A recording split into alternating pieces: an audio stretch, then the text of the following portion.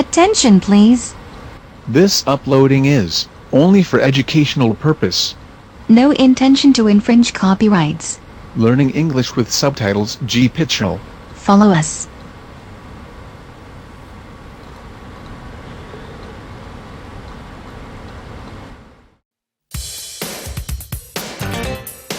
Whittle, Series 1, Episode 15, voiced by Neville Watchhurst. Against a background of baby pink and yellow, multicoloured question marks rotate and occasionally burst like balloons.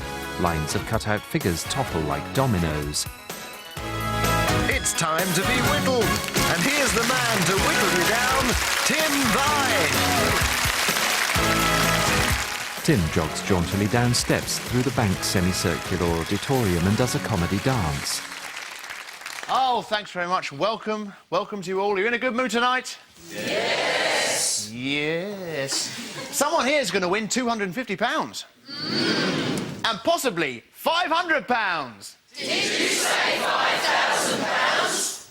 No, £500. Now, everybody here has got one of these. It's a keypad with 4 buttons on it. I'm going to be asking questions with 4 possible answers. Press the button you think has got the right answer on it. If you get it right, you stay in. If you get it wrong, you go out. All the questions will be appearing on this giant window, I suppose, up there. And you can read them from there. Now, remember, the Whittle computer has chosen 4 people, the 4 people from the audience it thinks are most likely to win today. So, a big round of applause for the first person, Pat Newman. Let's hear it for Pat. Yes! A middle-aged lady with dark hair smiles back at Tim. Welcome to the show, Pat. Hi. Hi. And you collect vases? Yeah. How many have you got? Not many, about 10, 12. 10 or 12, right? I think I've got 10 or 12. I must collect them as well. And you do sugarcraft. What's sugarcraft exactly? Using sugar, making decoration for cakes. Oh, right, sort of icing. Well, not just icing, it's just making flowers and models and whatever goes on a cake. Right, so all on a cake, or do you put them on your vases? No, you could do. You could do? You could do. Well, there she is, Pat Newman. Round of applause for Pat. Thank you, Pat. Then we've got Garrick Fletcher. Let's hear it for Garrick, yes. A young man with short hair and a square face nods back. Welcome to the show, Garrick. All right. Hi there. Now, you work for a car dealer. That's right, yeah. Is that right? Yeah. How long have you been doing that for? It's about 16 months now. Right. Any funny stories there from being a car dealer? Just lots of complaints, really. Right. Any specific ones? No. Dents. Right, OK. Well, which was that last one? Dents. Dents? Indoors, yeah. Oh, he keeps complaining, does he? Mr. Dents. There we go, Garrick Fletcher. Round of applause for Garrick. He also likes skinny dipping, apparently, so keep your clothes on, mate. Right, then we've got Shane Newman. Let's hear it for Shane. Hello, Shane. Now, you work on a fruit farm. Is that right? No, I get a lot of stick from the job I do. I work for a fruit company, Spanish importers. But That's what I said, wasn't it? A fruit farm. What's your job exactly? What do you do? I run a dispatch office for the transport that goes out around the country. Right, so you get a whole load of oranges and you're the one who sends them out? Yeah. Right, does it tend to be oranges? Oranges, mainly melons. Mainly melons? So he's a man who delivers melons? Yes. There he is, Shane Newman! Thank you. And then we've got Janet Burt. Let's hear it for Janet. Hello. Now, this is interesting. You play a sport that I've not heard of, korfball. I used to play. I've just retired. You retired from korfball? Yes. Well, because you discovered that no one else played it. No. What is korfball? It's mixed men, women in the same team, and it was derived from Holland. Derived from Holland, and it's men and women? Yeah. Right. OK. Can you be a bit more specific about the sport? What sort of... Does it involve a ball? Yes, it's a bit like basketball and netball combined. Right. Two nets? No, baskets. Baskets? On the end of a pole. Right. About 12 foot high. Right. It sounds like basketball or netball. Yeah. It is. It's Maybe that's why it went combination extinct, because eventually it just got merged into the other ones. Right. Then where did you play that? We first started playing it outdoors at Luton Rec. Right. But it's mainly based indoors now. We don't play outdoors much at all. Right. Korfball. Well, I've not heard of it. Anyone here heard of korfball? Yes. Yeah. Right, just 4 people over there. Round of applause to Janet Burt. And that's our 4 to follow. Those are the 4 to beat for the rest of you. So let's get on with this question now, the first question. But first of all, are you ready to be whittled? Whittle away! Have a look at this picture, please. There we are. That's someone who should have worn more when he went out, I think. Which month of the year was given its name by the Roman god Mars? Start the clock. September, June, March, or April? Which month of the year was given its name by the Roman god Mars? I wonder whether there's a clue in the question there. Let's find out how you've all voted. Apparently not for someone who said April. Is it March? Is that right? 86 of you still in. Give yourselves a round of applause there. There we are, and all 4 of the 4 to follow managed to get that right, so that's great. They're all still with us. Now, who said April? Anyone going to admit to April? Anyone want to admit to that? Oh, one person over there. So, oh dear, look, you weren't expected to be talked to. What's your name? Julie. Julie, I'm sorry, Julie, it's not April. We have to lose you. Still, you could still win some money at the end of the show. So stick around. OK. All right, you're not sure, are you? There we are. I'm afraid we lost April. Not April.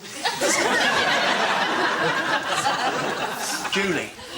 But April was the wrong... Anyway, let's get on with it, shall we? Do you know, I actually played a game show in space the other day. It was called Name That Neptune. Here's a question. In which sport can you witness a googly? Start the clock. Show jumping. Cricket. Croquet. Gymnastics. In which sport can you witness a googly? OK, well, I'm sure there's a few sporty people here today, so let's see how you've all voted. Right. You can witness googly playing croquet, according to 5 people there. Most of you have gone for cricket. Is cricket right? It is! Give yourselves a round of applause there. You're all there. 63 people there, but Janet Burt. Janet, where are you, Janet? I'm here. There you are, of course, where I spoke to you before. You haven't moved. And you went for gymnastics. Yes. What sort of googly is this, then? I don't know. It was just a googly guess. It was a googly guess? Yeah. It wasn't sort of... I'm trying to work out what that could be in gymnastics. I haven't got a clue. You haven't got a clue, right. And Pat Newham also, I'm afraid, is out. Oh, she didn't press the button in time. I'm sorry about that, Pat. Oh, dear, there's 10 seconds is all you get. You know, my favourite sport is ski jumping. I love the way they hold that pose in the air. It's amazing, isn't it? In fact, I said to a ski jumper the other day, I said, how do you hold that position? And he said, what position's that then? Right, here's a question. Have a look at this picture. Who's that? That's Charles de Gaulle. Which film was about a plot to assassinate Charles de Gaulle? Start the clock. Was it The French Connection? The Day of the Jackal? Paris, Texas? Or An American in Paris? Well, shout out what you think it is, just out of interest. Two. A film called Two. Which wasn't one of the options. Right, let's find out how you've all voted. Most of you did go for Two, The Day of the Jackal. 1 person went for An American in Paris. 9, The French Connection. What's the right answer, please? 45 of you still in. Give yourselves a round of applause there. Garrick Fletcher. Garrick, I'm sorry, we've lost you. That's it. You went for The French Connection there, and I'm afraid, as we've discovered, it was not The French Connection. Sorry about that. We've lost him, but Shane Newham's still there. Come on, Shane. You can do it. Hope so. You're right. Yes. Yeah, good. Right, and Mark Sibben also went for the French Connection, so you're out as well. Do you know, my mum's French. She doesn't know much English. And I said to her the other day, I said, can you make me a pot of tea? And I gave her the instructions. Anyway, she went over to the kettle, and she said, look out! The water's coming! I said, no, Mum, warm the pot. Come on. Right, have a look at this picture. Ah, that's someone doing a very bad Elvis impression. What scandal continually threatens to break over Bill and Hillary Clinton? Start the clock.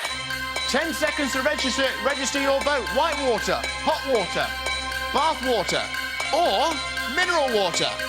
What scandal continually threatens to break over Bill and Hillary Clinton? Let's find out how you've all voted there. You've all gone for Whitewater. Is Whitewater right? Yes, give yourselves a round of applause. 41. 41 of you there. Of course, when people get in charge of a country, it often goes to their heads, doesn't it? Look at Cleopatra. She used to bathe in goat's milk.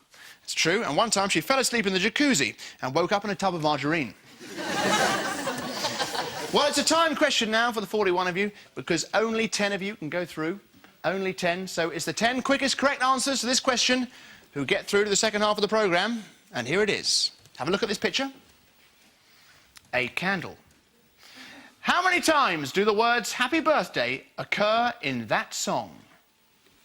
Start the clock.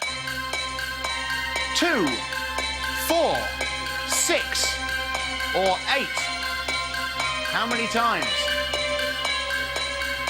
One or two people singing that to themselves very, very quickly now, trying to work it out. Well, let's find out how you've all voted. Most people have gone for 4. One person thinks it's just the once. Just twice, rather. One person went for 2. What's the right answer, please? It is 4. 22 of you got it right. Well done. But which 10 were the quickest? We'll find out after this break. See you then. End of part 1.